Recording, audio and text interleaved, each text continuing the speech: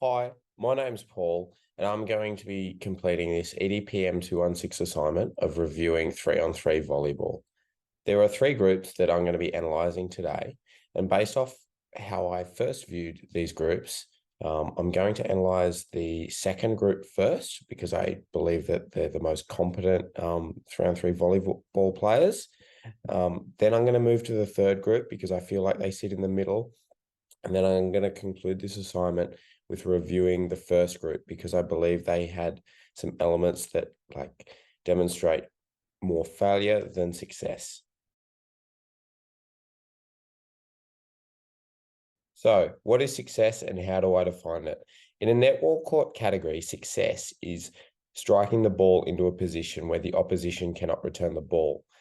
As we discover with some of these plays, although this may occur, there might be different elements involved. And this is where the grammar of games can be used to analyze both the strengths and the weaknesses of both teams involved in the play sequence.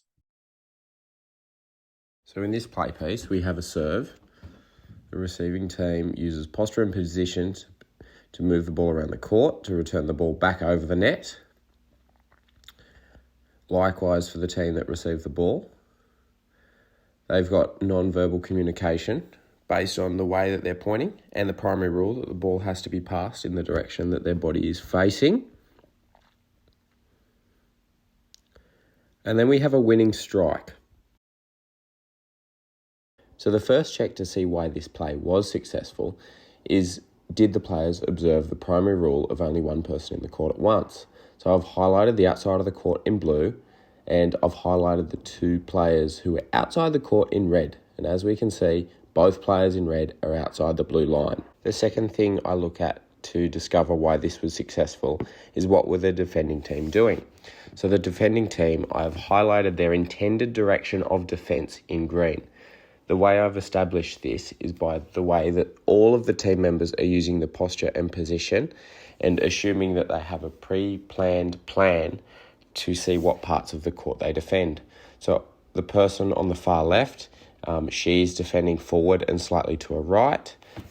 The gentleman on the far right, he's just defending straight forward. And the gentleman in the centre is also just defending straight forward. So now I have overlaid the areas of the court that are going to be challenging to defend. So this overlay sits over where I believe that the defenders are trying to move and trying to predict where the ball's going to be. So the three pink squares are actually where only one person is able to defend it, if that. The only questionable square that's marginal is the middle pink square, because you could argue that there is actually two people intending to defend it, but the front girl is actually not really pointing in that direction. She's more pointing forward rather than sideways. So finally, the winning strike. So how I've annotated this is I've circled the gentleman's head, and I've also pointed in the direction in red, the direction that he's looking, but that doesn't necessarily align with his posture and position. But this maybe makes us as educators think about where he's sitting on his movement skill execution scale. Obviously, he's slightly more developed than some students because he's able to hit the ball in the direction that his body's not facing. The blue square is his target zone. Despite two people defending this area of the court, arguably, the defenders clearly show poor communication skills and a poor competency network between themselves, because there is not a communication line used to signal to each other who is actually going to defend that ball, and that's why the ball ends up bouncing and landing in a position that they're not able to return the ball. So, the second play sequence that I'm going to analyse. This one's very interesting. We notice right here, as both players run onto the field, there is a little bit of deception, but we're going to go into that further to look at maybe what was wrong with that play. But as we continue to analyse the rest of the play, players continue to use non-verbal cues by passing the ball in the direction that their body is facing, with the intention to return the ball into a spot that it cannot be returned, which was successful right there. So what have the players done wrong? As you can see, I've outlined one of the players with a red line below her. She's clearly outside of the court. Our attention then turns to the other two players on the team. They have come from my shaded blue square and they've followed the movement lines outlined by my green arrows. One of the primary rules of this game is that there can only be one person on the court at any point in time, which clearly this is shown that the gentleman in the centre striking the ball, outlined by the pink box, is on the court, and so is his teammate. So there is a primary rule broken, but this is very interesting because it is a broken primary rule, but it is also a representation of their cognitive map. They are trying to use deception of who's going to strike the ball to hit it over the net to confuse the other team. So this shows that their cognitive map is growing and shows room to try and take advantage of the primary rules of the game. They've just unfortunately implemented it in a way that is illegal in this gameplay sequence. So we have new teams and they have different competency and cohesion strengths and weaknesses, and straight away we have an issue in this play sequence. The first still shot I'm using to analyse this play is this one. So I've outlined the ball with a pink box and everyone's intended direction of movement is outlined with green arrows. So as you can see, everyone is wanting to converge on the one space, which has been outlined by the blue square. This is going to cause clear issues if the team doesn't have great cohesion. It's very easy to make errors about who's going to catch the ball and who's making the decisions in this situation, simply because everyone is in such a small space and they're all trying to work in a very closed space when in fact we actually have a lot of the court that they can utilise. And as you will find out in my next still shot, this is part of their breakdown.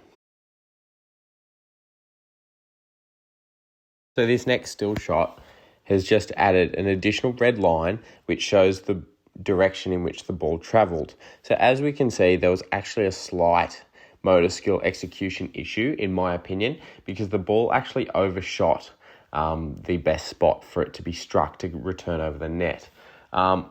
This may not be an issue if the students were not so close together. They may have been able to have clearer communication or been able to move more freely. There is also elements that complicate the decisions that need to be made by the students, simply because everyone's standing so close, it is very easy to confuse who should actually be hitting the ball. The final still shot that I used to analyse this play, I've actually highlighted what I consider to be the effective play space. So as we can see, for the majority of the court, I have actually highlighted it in two colours. The only element of that not being true is that there's a little bit of the red part actually outside of the court, but this is the area that the players are covering. As we can see very clearly by what the image I've drawn, it would be reasonable to expect that the effective play space being utilised by the three athletes is actually only about a third of the court.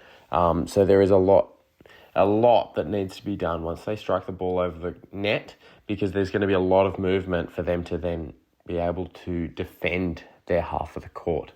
So this is another element that I believe leads to the breakdown in the play and why there's actually errors made in this pass. There's a lot more going on than just the pass having to go to one spot.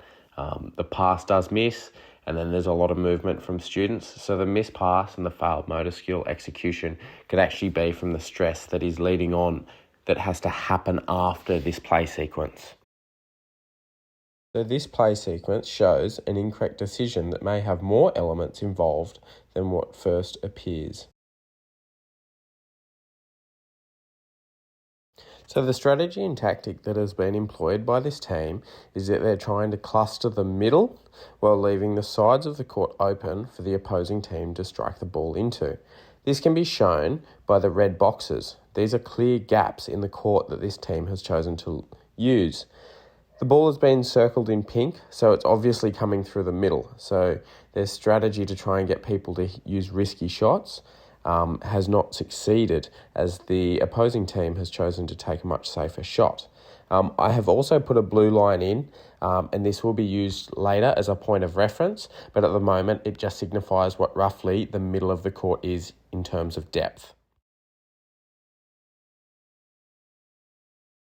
So, as we can see now, I've put in the decision line, which is in blue. It shows halfway in terms of depth in the court. The ball is still circled in pink. The reason this is really important is it helps a team to decide who is going to be the decision maker about who catches the ball. This is because the person deepest in the court makes the decision as they are best able to see where the ball may land, and then hence decide who is going to be best to catch it. This frame perfectly catches that the two people in the middle are at exactly the same depth in the court. They're both roughly straddling the blue decision line. The girl on the right in the orangey pink top is clearly the deepest in the court. Where we can see a breakdown occurring is that, as we know this play sequence breaks down, the girl on the right doesn't make a decision, and this frame actually catches the two people in the middle already being indecisive. This frame perfectly shows how failure can occur from one clear breakdown of a principle. What other factors are at play in this play sequence? So I determined that there is actually a sub-team going on, and they always try and catch the ball. So they've been highlighted in their dark green square. So that's the gentleman on the left of screen and the girl in the centre of screen. They're clearly a little sub-team which doesn't actually interact with the girl on the far right, highlighted in the bright green box. There's obviously poor communication that exists there. Also, this team has tried to use mobility by covering the centre of the court to force the team to make risky decisions, but this mobility has actually confused themselves. So they've put themselves in a position where they're not quite sure who is going to catch the ball. That is likely because of a breakdown between the individual and the sub-team. So there's clearly not communication there. That means the team is not working towards a common goal like they may think they are. Each person, if interviewed individually, of course, they're going to say that they want to catch the ball and return it over the net, but the way in which they're going about this, there is actually not a clear common goal. As the communication breaks down, the sub-team breaks down, and the mobility actually works against them because they're clearly towards the beginner to intermediate end of the movement skill execution scale. The final clip I'm analysing is actually 3 play sequences put together. So there's actually 2 different spotters used in these play sequences that all end in an unsuccessful pass. I do, however, find them very interesting because the team tries to make efforts to find a way to make it work. And at the end, we actually have a successful sequence, but it doesn't end the play. I find it very interesting because the team actually ends on trying to change the direction of their final pass, which means the team is trying to change their competency network and trying to change the way in which they achieve success. The still shot I've used to analyse this final play sequence and the changes that they made to try and achieve proficiency is this one. So we have the setter, and she is outlined in a blue box. We have the striker, and his intended movement direction is outlined by the dark green arrow. In the first attempt, the setter uses the ball on the pink line and passes it too far for the striker to reach the ball. This was hard to draw on a 2D image, but it actually goes over the head of the striker as we saw in the video. The second attempt was thrown a little bit closer to the net, and the actual path in which the ball took, it crossed the net roughly at the light green line. So there was a clear change in movement skill execution by the setter in an attempt to help the striker to strike the ball, and this is obviously the team changing their knowledge of the game and trying to achieve proficiency. My concluding statement for this assignment is going back to the Grammar of Games model and deciding what had the greatest impact on students' lack of success. What I found was decision making was probably the number one factor that impacted students' ability to successfully complete 3-on-3 volleyball.